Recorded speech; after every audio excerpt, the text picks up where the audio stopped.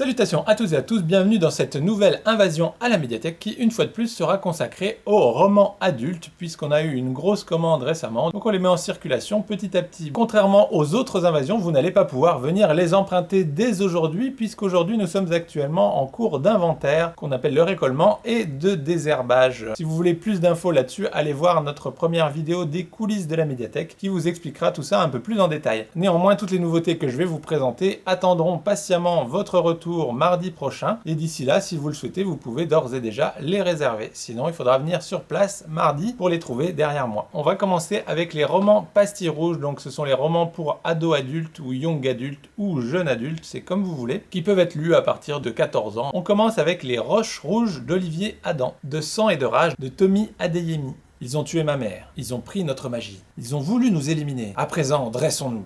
Par le feu de Will Hill, inspiré de l'histoire vraie de Waco, un roman sur la folie des hommes et le courage d'une adolescente. Volupté, le 4e tome de la série damnée de Lauren Kate. Je te plumerai la tête de Claire Mazard. Et enfin, dernier roman en pastille rouge, La chimiste de Stephenie Meyer, l'auteur entre autres de la saga Twilight. On passe maintenant aux comédies, avec Une chance sur un milliard de Gilles Le Gardinier, et cette fois-ci la couverture n'est pas un chat, mais un raton laveur. Ça reste une valeur sûre dans tous les cas. L'autre comédie, c'est Tout un été sans Facebook, un roman avec un petit village sans internet, 3 cadavres et 150 suspects. On continue cette invasion avec les romans du terroir, et on commence avec Silencieuse de Michel Gazier, La panse bête de Michel Lacombe, 2 nouveaux romans de Jean-Paul Malaval avec Les larmes de la Pinède et Un cœur solitaire dans une maison trop grande. Une histoire de liaison dangereuse dans la bourgeoisie clermontoise. Et pour finir avec les romans du terroir, les 2 premiers tomes d'une série de Patrice Valette avec Le secret du château de Frézac et Les ombres du bois Saint-Martin, donc tome 1.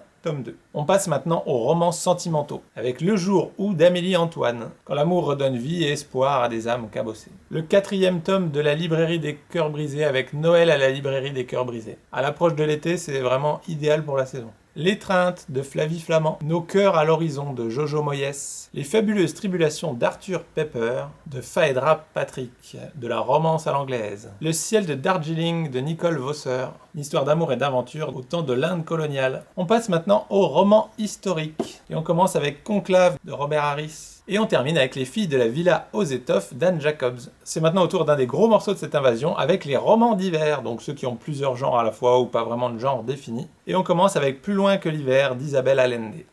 T'en souviendras-tu de Janine Boissard, Un été de canicule de Françoise Bourdin, Yoga d'Emmanuel Carrère, L'espionne de Paulo Coelho, Graines de héros, un livre rédigé à la manière d'un cadavre exquis par 12 auteurs, Chère mamie au pays du confinement de Virginie Grimaldi, L'insoutenable légèreté de l'être de Milan Kundera, La frondeuse d'Éric Le Nabour, Beyrouth 2020, le journal d'un effondrement de Sharif Majdalani, Apérogon de Colum McCann, un nouvel exemplaire du dernier Guillaume Musso Skidamarinck, histoire qu'il y ait moins d'attente quand vous le réservez, Faiseur d'histoire de Dina Nayeri, Le sourire de l'aube de Blanche de Richemont, Quichotte de Salman Rushdie, La liberté au pied des oliviers de Rosa Ventrella, et enfin La belle de Jérusalem de Sarit Yeshai Levi. On passe maintenant à tout ce qui est roman policier, suspense, thriller, espionnage, etc.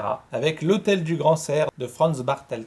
Disparaître ici de Kelsey Reidinberg, un premier roman qui tend un piège au lecteur, propre à le rendre aussi paranoïaque que son héroïne. Le grand art des petites escroqueries de Sophie Andelis, Le silence de la ville blanche d'Eva Garcia Sáez de Urturi, Sphinx de Christian Jacques, Le chaînon manquant de Franck Leduc, la suite du Loup des Cordeliers avec Le mystère de la main rouge d'Henri Lovenbruck. Et pour finir en beauté avec les romans policiers, le 7e tome des enquêtes de Martin Servaz avec La chasse de Bernard Minier. Et pour terminer cette invasion, on va également voir 2 nouveaux documentaires pour adultes avec Humanité, une histoire optimiste de Rutger Bregman et Une terre promise de Barack Obama, le premier tome de ses mémoires présidentielles. Donc voilà, c'est terminé pour cette invasion de nouveaux romans adultes et également les 2 documentaires. Donc vous pourrez retrouver tous les romans adultes derrière moi à partir de mardi prochain quand notre semaine d'inventaire sera terminée. Et bien évidemment, les 2 documentaires adultes, eux, se trouveront dans la partie nouveauté des documentaires pour adultes tout simplement. En attendant d'ici à la réouverture, vous pouvez toujours les réserver si jamais il y a des titres qui vous ont fait de l'œil, donc n'hésitez pas. Donc voilà, sur ces bonnes paroles, il ne me reste plus qu'à vous souhaiter une excellente journée. Je vous dis à très bientôt pour une nouvelle invasion. Salut!